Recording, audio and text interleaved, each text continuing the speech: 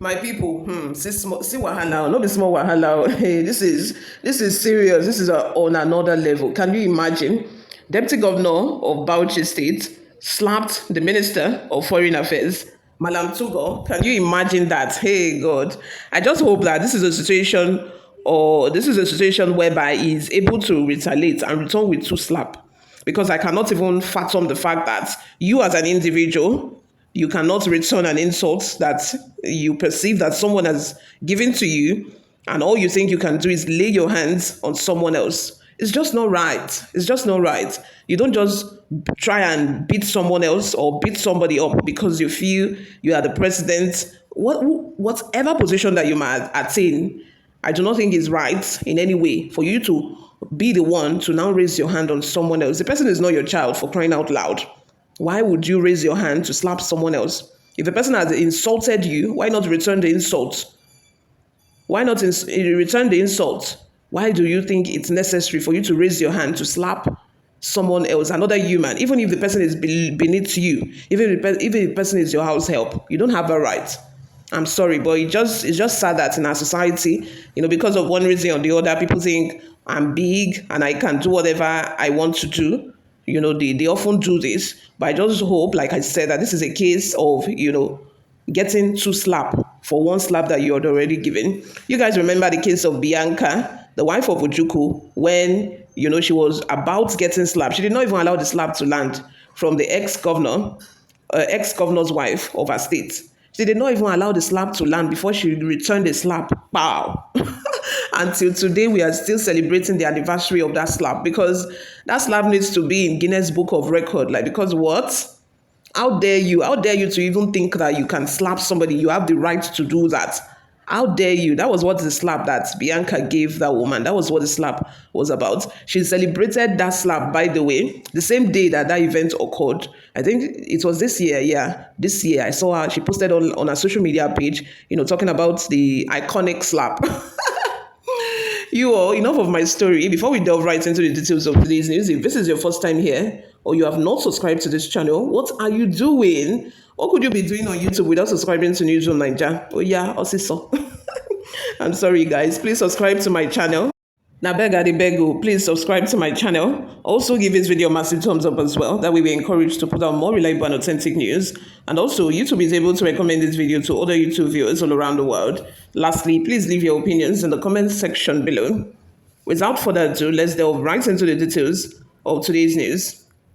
A dramatic scene reportedly unfolded in Bauchi State over the weekend as Deputy Governor Awad Jatau allegedly slapped the Minister of Foreign Affairs Yusuf Maitama Togo during a heated confrontation. According to sources close to the incident, the altercation occurred during a wedding and turbaning of former Governor Maya Boubacar in the state capital and was sparked by remarks made by Minister Togo, which were perceived as disrespectful towards the administration of Governor Bala Mohammed. Togo, who has previously been accused of spreading misinformation and making disparaging remarks about the People's Democratic Party (PDP) led administration in Bauchi, has drawn criticism from political stakeholders and constituents alike. Many residents of Bauchi have expressed disappointment in the minister's conduct, questioning his contributions to the state and labeling his recent comments as grandstanding and divisive. An eyewitness who requested anonymity told reporters that tensions quickly escalated between the two political figures, culminating in Deputy Governor Jatau reportedly slapping the minister in the presence of dignitaries and aides. It was a shocking moment. The Deputy Governor was visibly furious, if not for the timely intervention of Vice President Kashim Shettima, who was present. The situation could have gotten completely out of hand, the source said. As of press time, neither the Bauchi state government nor the Federal Ministry of Foreign Affairs has issued an official statement regarding the incident. Efforts to reach a spokesperson for both officials were unsuccessful.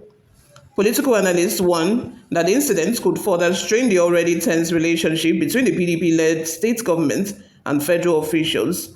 Observers are also urging for calm and decorum among political leaders especially amid the rising political temperature in the country.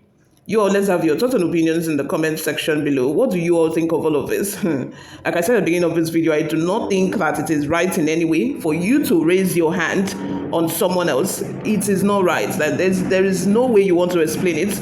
No matter what the person has said, if the person has insulted you, why not return the favor by insulting the person instead of you raising your hand to slap the person. And by the way, I feel like politics is a very sensitive subject in every part of Nigeria. I don't know why, but I feel like, are beyond every other thing else, beyond personal issue or personal beef.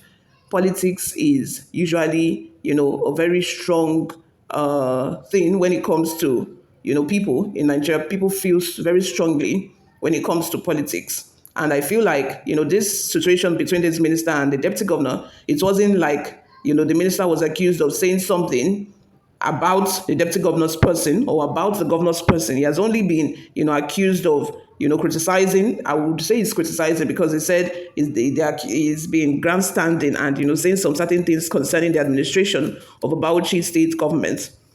It might just be criticism of his own. It might just have been criticizing the government, and which is normal. Every government must be able to entertain criticism.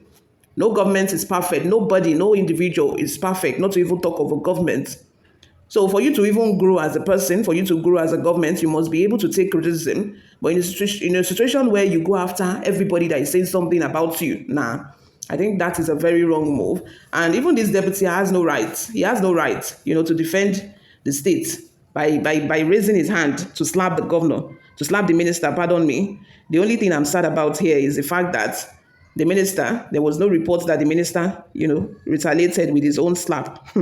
Because I would have been very happy, that would have gladdened my heart to hear that he returned the slap. And I'm very sure that it's probably because of those that were there. Maybe they just rushed, to hold him. That was why he was unable to return his slap. That is what I do not like usually when it comes to two people having disagreements.